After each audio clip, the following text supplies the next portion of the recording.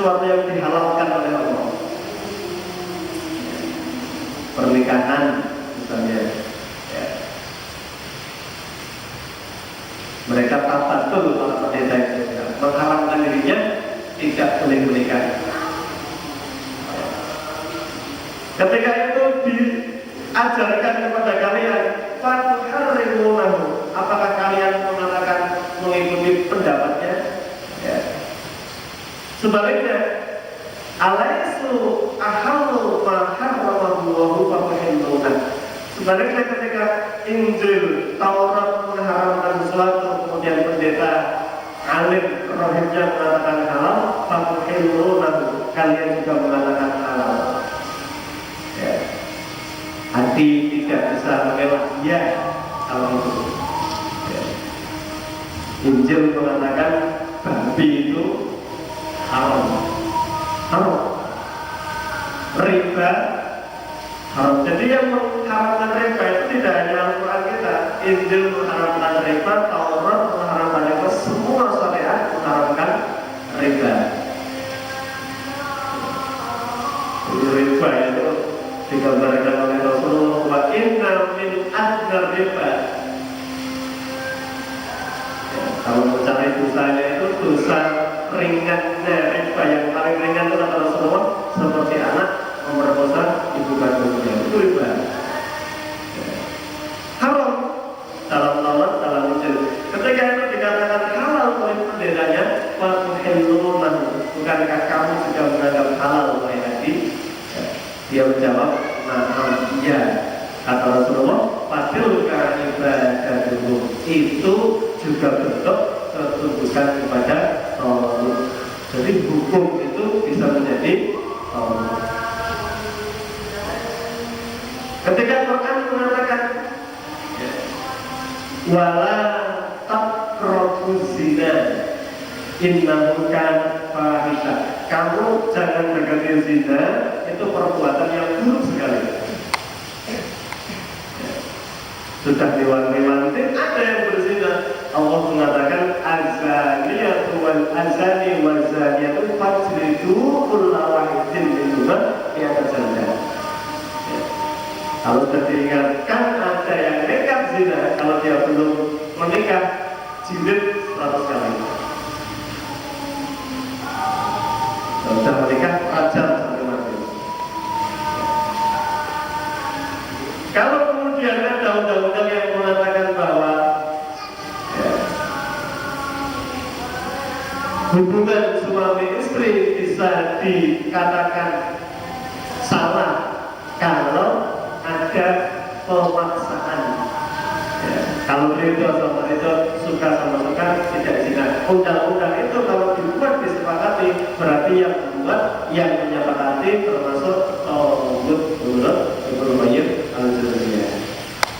Ya. Ada TAP, MPR, TAP, TPR dan sebagainya, itu ketika bertentangan dengan Al-Quran isinya, berarti semuanya adalah tauhid, tidak boleh ditaati. Ya. Jadi tauhid yang kedua kata beliau adalah alladzi yahkumu bi ghairi ma anzalallah. Ya. Jadi hari ini memang ya, hidup di negeri Muslim, mayoritas Muslim tidak dengan hukum Islam. Ya. Maka ketika kita mampu ya, untuk menolak ataupun tidak mengamalkan, ya, itu harus kita kerjakan, ya, karena kita berhukum dengan hukum Allah Subhanahu wa Ta'ala. Sehingga yang ketiga, tauhid disebutkan oleh Ibnu Qayyim al-Jauziyah adalah alladzi yad'i ilmal ghaib min dunillah. Jadi tauhid itu termasuk siapa?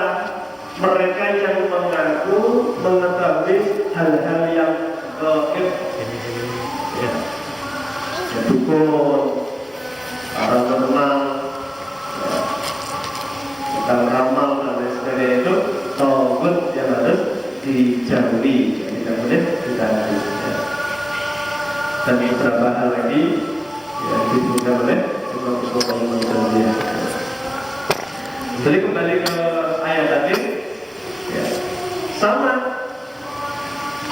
Ketika tugas para nabi adalah untuk mendakwahkan Islam, ya, jadi la ilaha illallah itu ada dua. Ya. La ilaha illallah itu yang pertama adalah kita mengisbatkan percaya yang berhak disembah hanyalah Allah Subhanahu wa Ta'ala. Yang kedua ada nabi meniadakan seluruh sesembahan. Ya tahu bukan? Tidak boleh taat kepada undang-undang yang bertentangan dengan Islam. Tidak boleh taat kepada penguasa yang membuat aturan melanggar hukum Islam dan lain sebagainya. Itu bagian dari tugas Nabi, dan tugas umatnya adalah tadi ada dua, la ilaha illallah, tidak hanya menyembah Allah saja, tapi memusuhi sesuatu yang dibenci oleh Allah itu.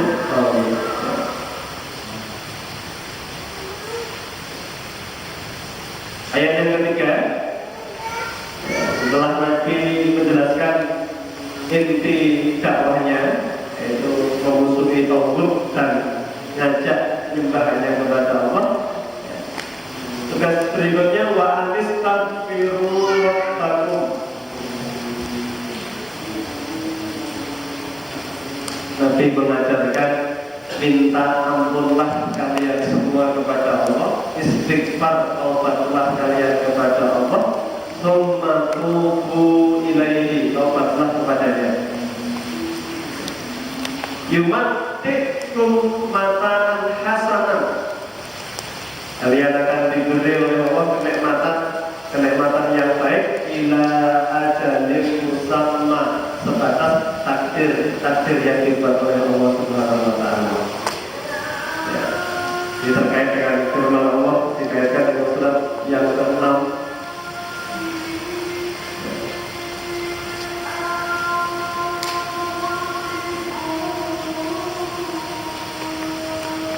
Jadi ternyata rezeki kita yang kita risaukan, yang kita kegelaukan dan lain sebagainya itu Allah sudah memberitahukan wa ma min dabbatin fil ardi,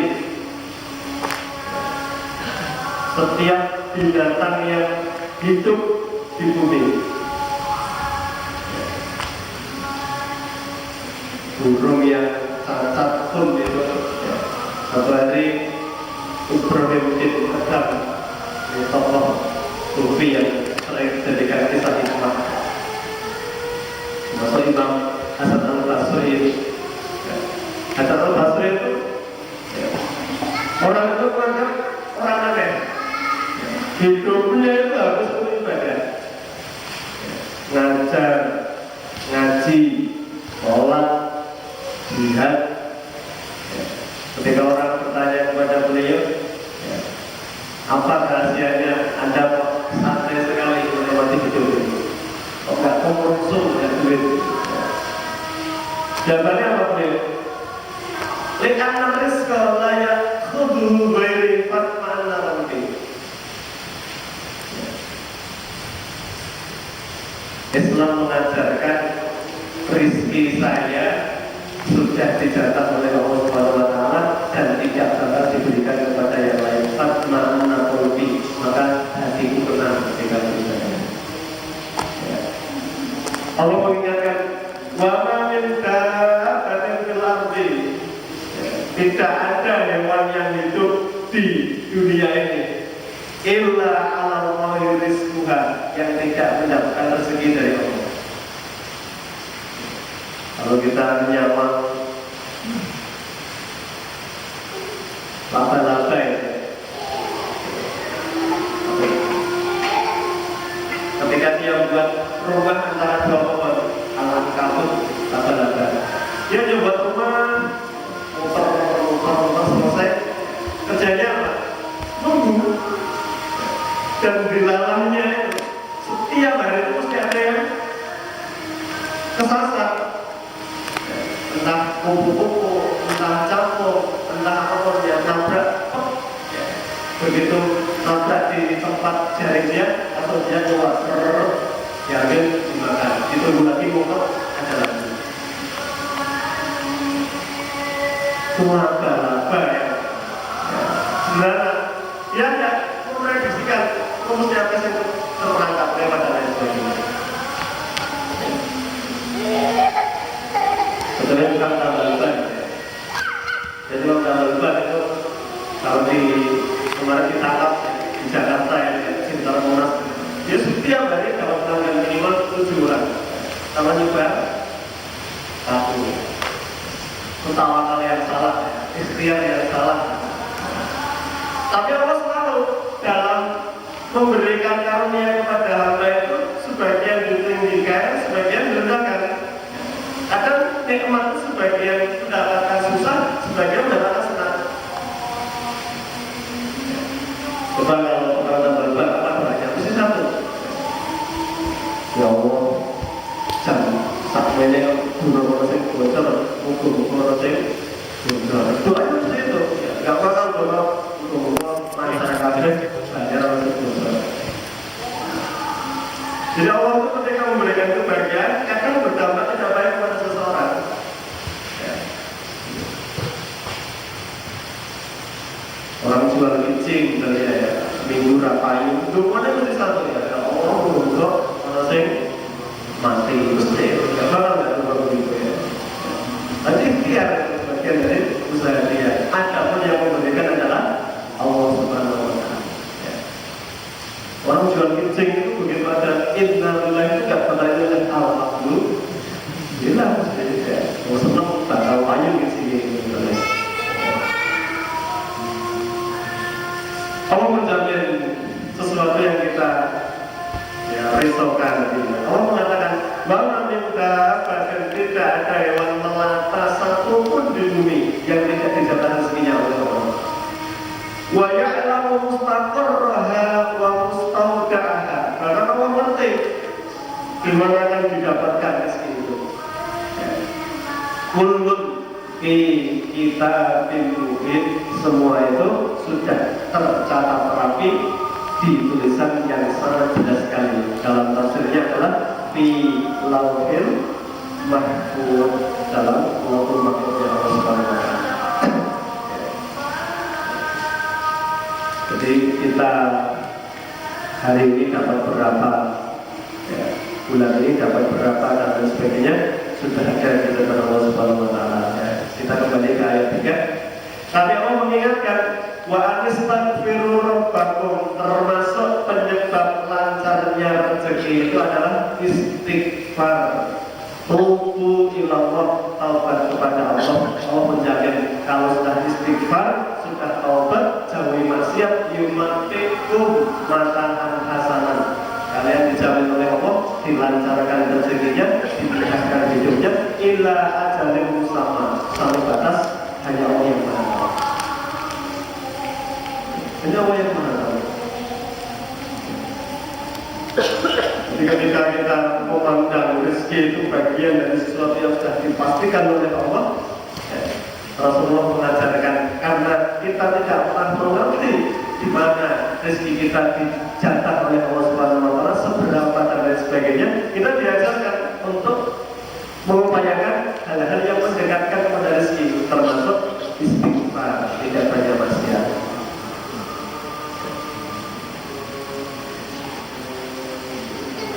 Masih ingat kisah Ashabul Jannah dalam surat Al-Qalam? Ada seorang petani yang panen raya bentar lagi, 2 kakak beradik sudah ada tanah, tuan tanah, mau panen raya. Sore itu sudah disurvei, kemudian ramu-ramu merah-merah, mulai besar. Dan dia